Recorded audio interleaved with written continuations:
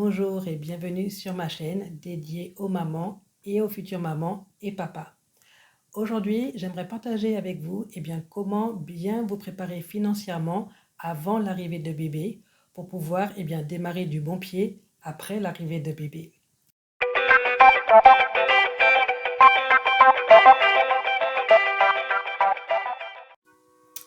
Avoir un bébé change votre vie complètement.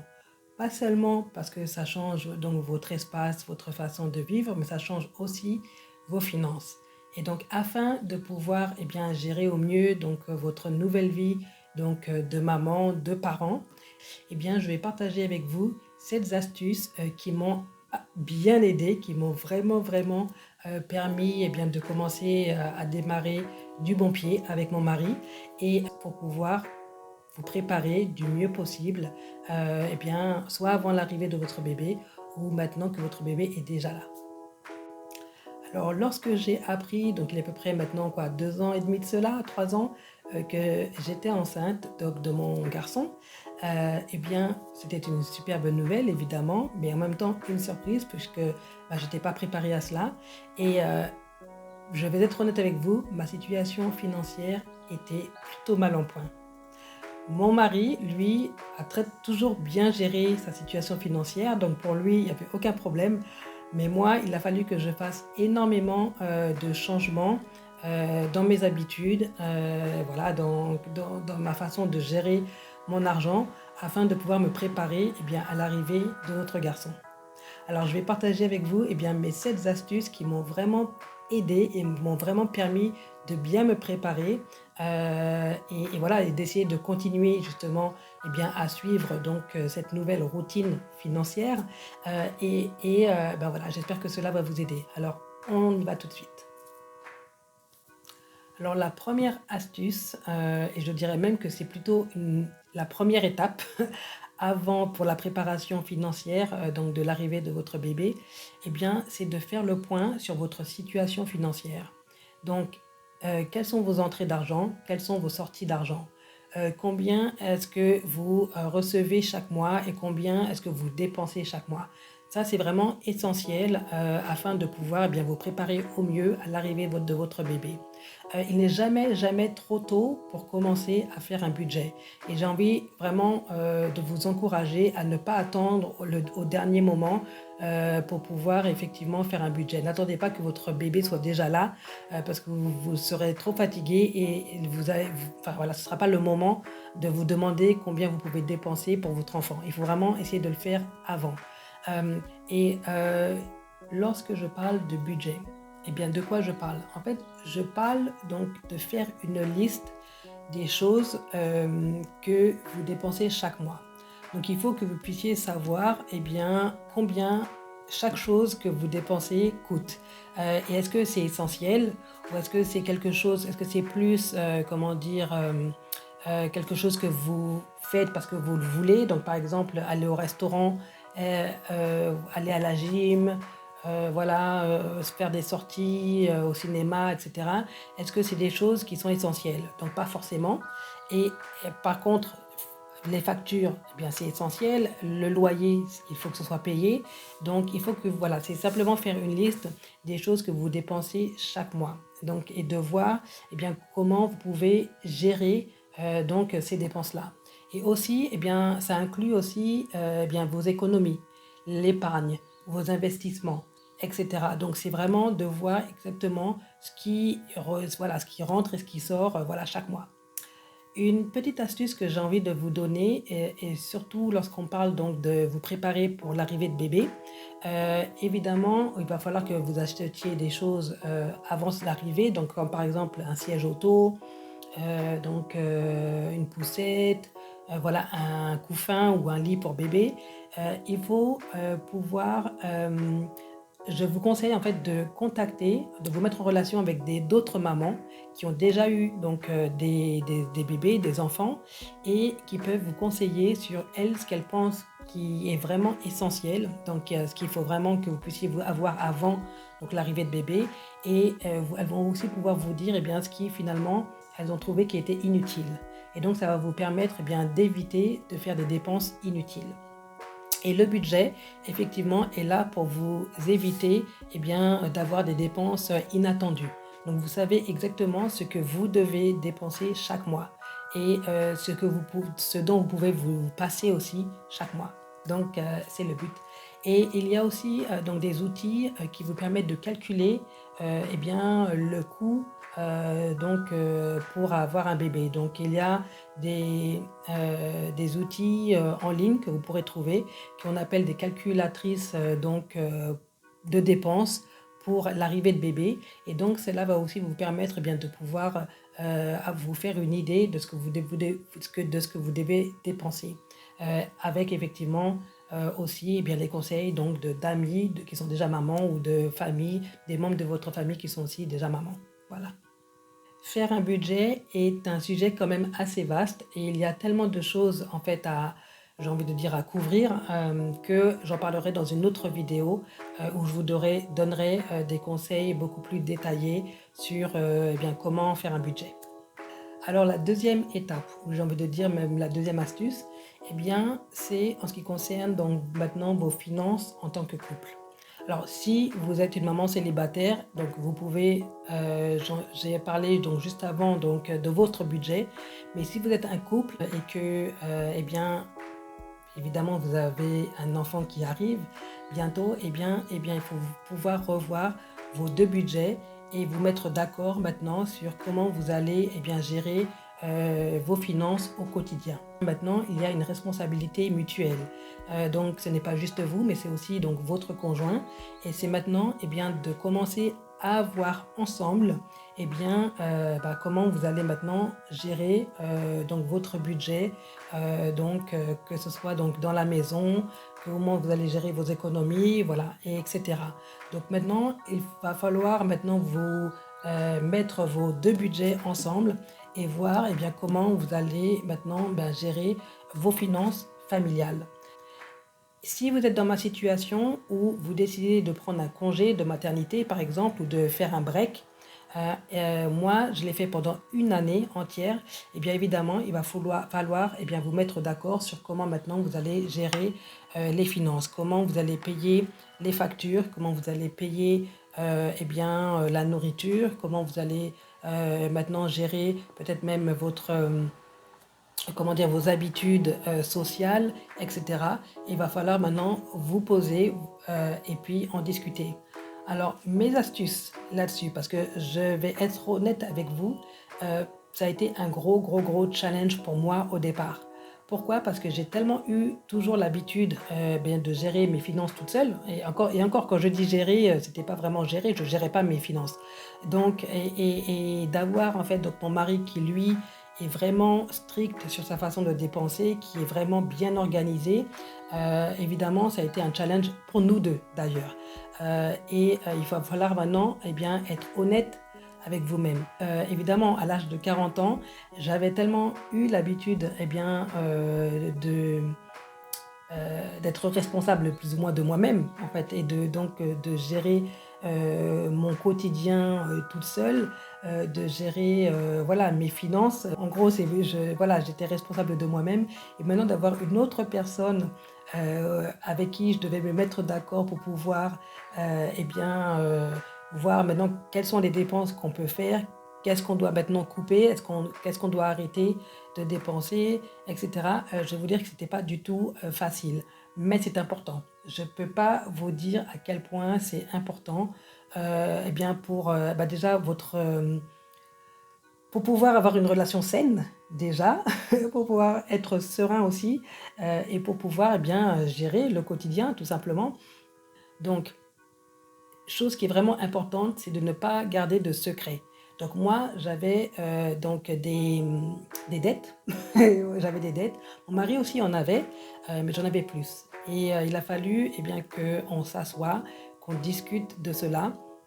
Et honnêtement, Je vous conseille de ne pas faire comme moi et de ne pas essayer de remettre au lendemain à chaque fois parce que évidemment c'était vraiment un gros challenge pour moi parce que surtout à la quarantaine, n'ayant jamais eu comment dire à répondre à qui que ce soit avant, eh bien je peux vous assurer que je dis chapeau à mon mari parce qu'il a vraiment eu énormément de patience et toujours, il a toujours énormément de patience dans ce domaine-là.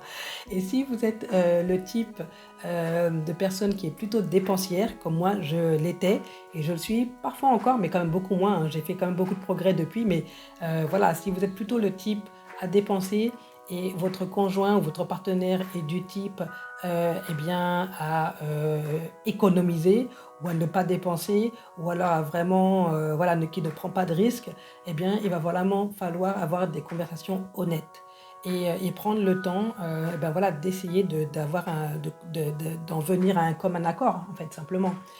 Et donc c'est pas facile, mais il faut le faire et je peux vous assurer que ça va vraiment être, un bien pour votre harmonie, déjà en tant que couple et pour l'harmonie de votre couple et pour aussi l'harmonie, bien, de votre famille, de toute façon. Une autre chose, une autre astuce que j'ai envie de vous donner, eh bien, c'est de vous mettre d'accord sur certaines règles. Donc, par exemple, ce sera de ne pas dépenser, on va dire, je sais pas moi, plus de 50 euros ou de ne pas dépenser peut-être plus de 100 euros sans en parler à votre conjoint, sans en parler à votre partenaire. Ce sera par exemple, voilà, en termes de sortie, de ne pas dépenser plus de je ne sais pas combien d'argent. Donc c'est des choses comme ça. C'est vraiment d'avoir des règles et d'essayer de vous y tenir ben, au mieux en fait. Et puis voilà, de vous y tenir coûte que coûte parfois aussi. Euh, Aussi, une autre donc astuce aussi, eh bien, c'est de prendre le temps. Prenez le temps de vous asseoir. Prenez le temps de, comment dire, d'avoir même des réunions. Donc, organisez peut-être des réunions voilà, mensuelles chaque mois. Organisez, voilà, comment dire, voilà, d'avoir un plan d'action chaque mois, etc., de faire une revue de où vous en êtes financièrement. Donc, par exemple, en termes de mes dettes.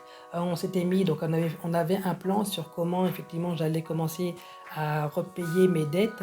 Et donc, on devait donc faire une revue, je ne sais plus si c'était chaque mois, mais en tout cas, on s'était mis d'accord que voilà, tel jour, on va s'asseoir et puis on va voir où est-ce qu'on en est. Et évidemment, effectivement, ça aide beaucoup.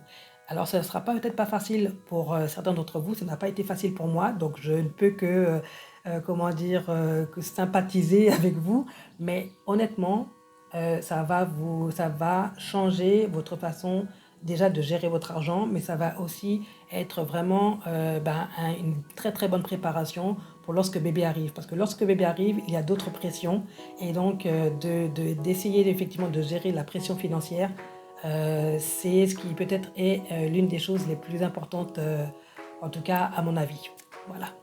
La troisième astuce, ou donc la troisième étape pour pouvoir vous préparer financièrement à l'arrivée de votre bébé, eh bien, ce serait d'essayer de réduire eh bien, vos dépenses au quotidien ou de réduire vos dépenses mensuelles. Alors, comment faire cela?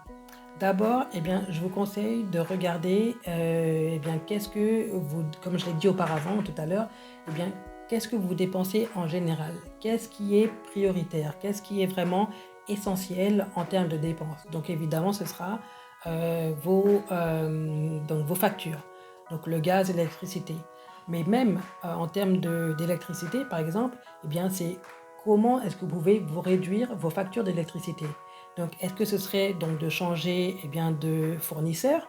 Est-ce que ce serait de changer eh bien, votre façon, votre style de vie en fait? Donc, par exemple, si vous avez tendance à tout le temps laisser la lumière allumée ou voilà, laisser la télé allumée, laisser des choses fonctionner, donc comme votre ordinateur peut prendre beaucoup, qui a besoin de beaucoup de batterie et qui peut prendre beaucoup d'électricité. Est-ce que ce serait lorsque peut-être vous n'avez pas besoin d'utiliser ces choses-là, bien simplement de les éteindre. Fermez votre ordinateur, état de la lumière, là il faut l'éteindre, voilà, voilà, voir comment vous pouvez réduire vos factures. Aussi, eh bien, c'est d'essayer de voir comment vous dépensez aussi en termes de nourriture, par exemple. Est-ce que les choses que vous achetez lorsque vous allez faire vos courses, est-ce que ce sont des choses essentielles, encore une fois? Est-ce qu'il y a des choses que vous pouvez acheter moins cher, que vous pouvez toujours acheter, mais moins cher que vous n'en avez l'habitude? En termes, par exemple, de vêtements, alors je vous assure que moi j'achetais énormément de vêtements que je n'utilise d'ailleurs plus du tout. J'utilise beaucoup moins des vêtements que j'avais avant et effectivement, donc j'étais très dépensière. Donc, est-ce que la paire de chaussures que vous voulez acheter, est-ce que vous en avez vraiment besoin? Le vêtement que vous voulez acheter, est-ce que vous en avez vraiment besoin actuellement? Puisque maintenant, il faut penser qu'il va y avoir bébé et bébé, il va falloir aussi acheter des vêtements et que la priorité sera bébé plutôt que vous-même ou votre conjoint. Donc, il faut, voilà, c'est de voir ces choses-là.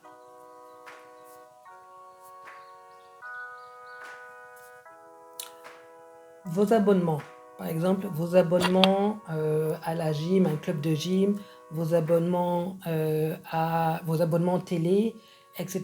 Est-ce que vous en avez vraiment besoin? Est-ce que vous pouvez aussi couper, par exemple, votre facture de téléphone ou votre téléphone portable? Il y a plein de choses. Lorsque moi, effectivement, j'avais commencé à regarder un petit peu mes dépenses, en appelant, eh bien, donc, comme je dis, donc, ben voilà, les fournisseurs, téléphone portable, etc., eh bien, je m'étais rendu compte que je peux faire énormément, que je dépensais trop d'argent et qu'il suffit justement d'un appel pour pouvoir eh bien, changer vos abonnements, de changer voilà, les prélèvements, etc. Et donc, regardez là où vous pouvez vraiment réduire vos dépenses. Je vous conseille d'ailleurs aussi de faire des prélèvements automatiques lorsqu'il s'agit de vos factures. Donc par exemple, les factures de gaz, d'électricité, l'eau, en général, en faisant des prélèvements automatiques, ça vous revient moins cher que voilà, de payer mensuellement lorsque vous recevez votre facture et que vous payez. Donc regardez un petit peu là où vous pouvez trouver voilà, des avantages à faire des prélèvements automatiques. Et ça peut faire une grosse différence aussi. La quatrième chose, quatrième étape, alors c'est vraiment important, eh bien, c'est d'essayer de réduire vos dettes. Si vous avez des dettes, il faut absolument essayer voilà, de réduire vos dettes, ou en tout cas de les payer même. Et si vous arrivez à les payer, comme moi j'y suis arrivée, je peux vous assurer que vous pouvez souffler, que c'est vraiment, on va dire, un poids en moins. Vraiment.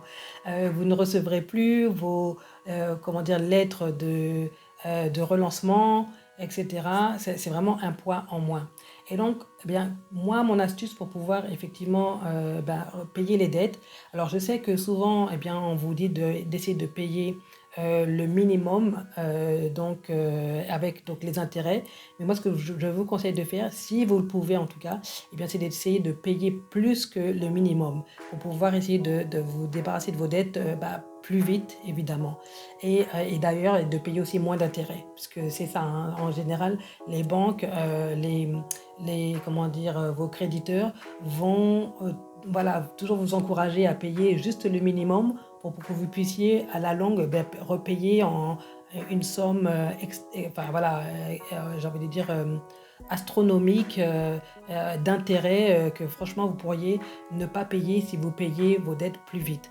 Et donc moi, comment dire, euh, mon astuce, ou en tout cas ma méthode ou technique, eh bien, c'était effectivement d'essayer, si je devais par exemple payer 100 livres, 100 donc, livres sterling, c'est comme ça que c'est la monnaie que j'utilise, mais donc si je devais payer 100 livres sterling, ou on va dire euros par mois, eh bien j'essayais de payer 150.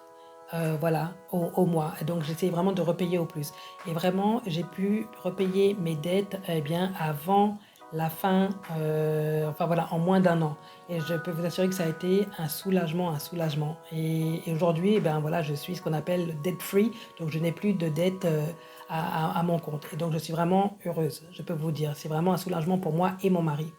Une chose que je vous aussi eh bien, conseille de faire, c'est si vraiment vous êtes dans une situation financière où vous ne pouvez pas repayer toutes vos dettes, eh bien, mettez une priorité sur les dettes les plus importantes.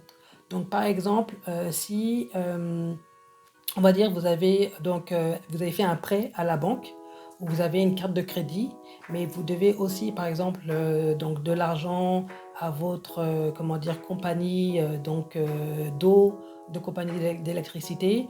Si vous devez payer, je sais pas, une taxe d'habitation, eh bien, je vous conseille d'abord de payer la taxe. Repayer d'abord, essayez de payer, faire en sorte de payer la taxe. Ensuite, vous pouvez commencer à payer donc, vos factures donc, d'électricité parce que c'est important aussi, donc l'électricité, etc.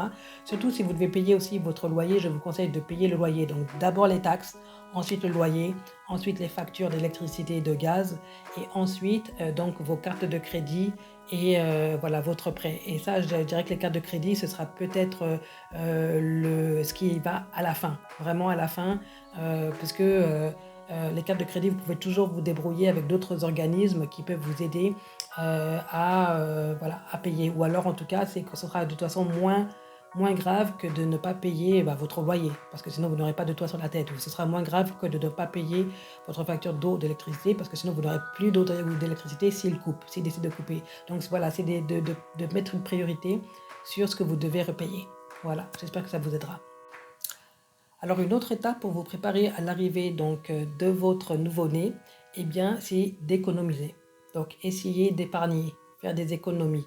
Et par là, donc il y a plusieurs façons de le faire. Donc parce qu'évidemment, donc bébé arrive et vous pouvez le plus tôt vous arrivez en fait à faire des économies, mettre de l'argent de côté, le mieux c'est, puisque il faut pouvoir vous préparer à d'éventuelles comment dire circonstances qui fait que vous allez devoir, eh bien voilà, vous aurez besoin d'argent. Donc en fait, il faut que vous puissiez avoir en fait un pot d'argent en cas d'urgence. Donc il faut que vous ayez en fait un compte d'épargne en cas d'urgence.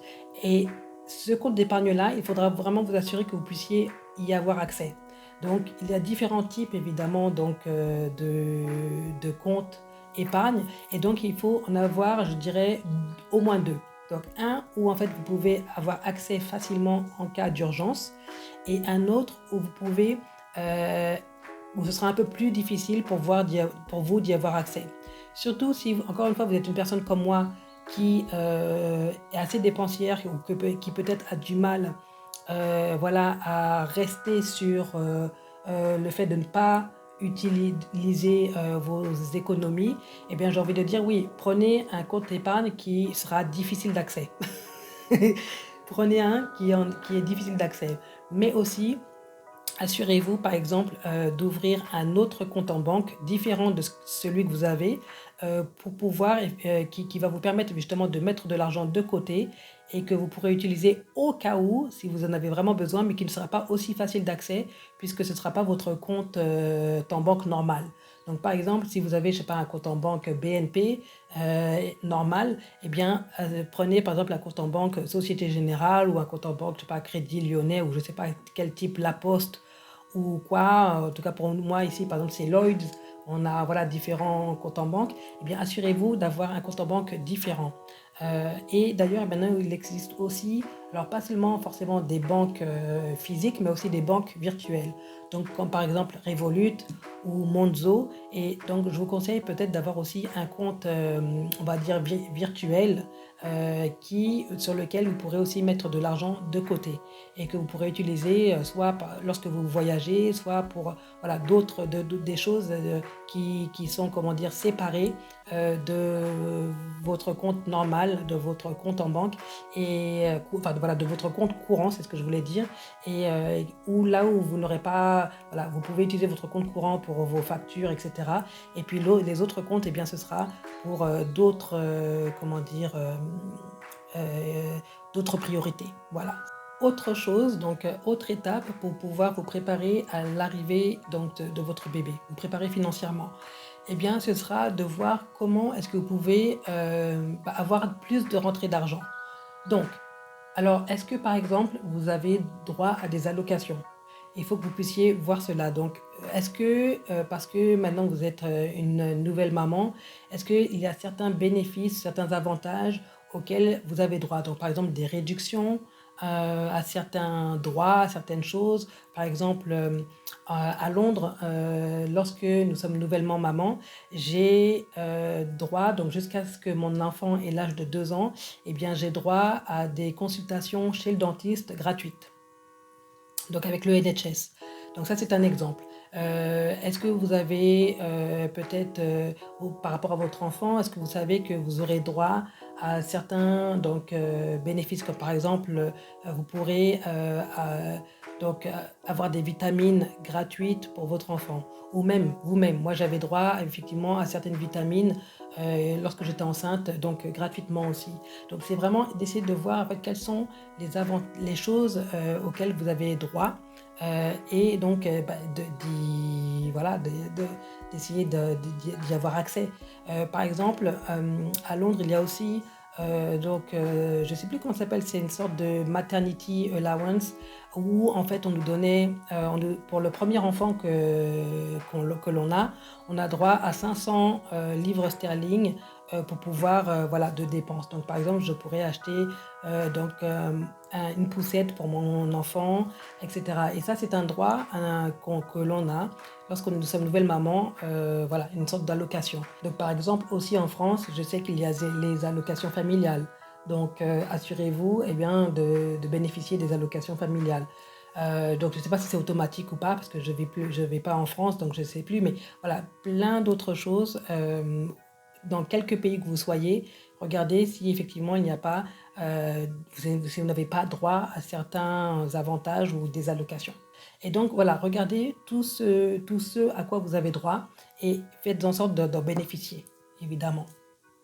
Autre chose aussi en termes donc de voir comment vous pouvez avoir des rentrées d'argent, c'est de regarder, comme moi je l'ai découvert en fait lorsque j'ai commencé effectivement à regarder mon budget, eh bien est-ce que vous avez des choses, même soit des dettes que vous avez, que vous deviez payer et que vous êtes toujours en train de payer alors que c'est déjà terminé. J'avais en fait, comment dire, j'avais fait un prêt étudiant il y a plusieurs années de cela, et en regardant effectivement finalement donc dans mes papiers, eh bien, où j'en suis financièrement, eh bien, je me suis rendu compte que j'étais en train de surpayer en fait, donc mon prêt étudiant, et donc je me suis rendu compte en les appelant, eh bien qu'ils eux devaient me rembourser en fait pour mon prêt étudiant, et donc je vous assure que ça a été vraiment, une joie, évidemment une surprise, mais ça a permis aussi, eh bien, de pouvoir, payer, d'autres dettes que j'avais, avec cet argent-là. Donc ou alors ce que vous pouvez faire aussi évidemment, c'est de le mettre aussi donc dans un compte, épargne, voilà, pour pouvoir épargner votre argent. Donc regardez là où vous pouvez, de voir si il y a des choses que vous n'êtes pas en train de surpayer. Donc même des taxes par exemple, ou quoi que ce soit. Donc faites vraiment vos recherches et voir que vous êtes vraiment financièrement au courant, voilà, de où vous en êtes. Et voilà, et ça ne sera que bénéfique pour vous. Voilà. Donc ma dernière étape, ma dernière astuce, eh bien, c'est d'avoir un calendrier. Créer un calendrier donc pour vous et votre partenaire, votre conjoint, parce que lorsque vous avez un bébé, la vie tout d'un coup devient, tout arrive très très très vite.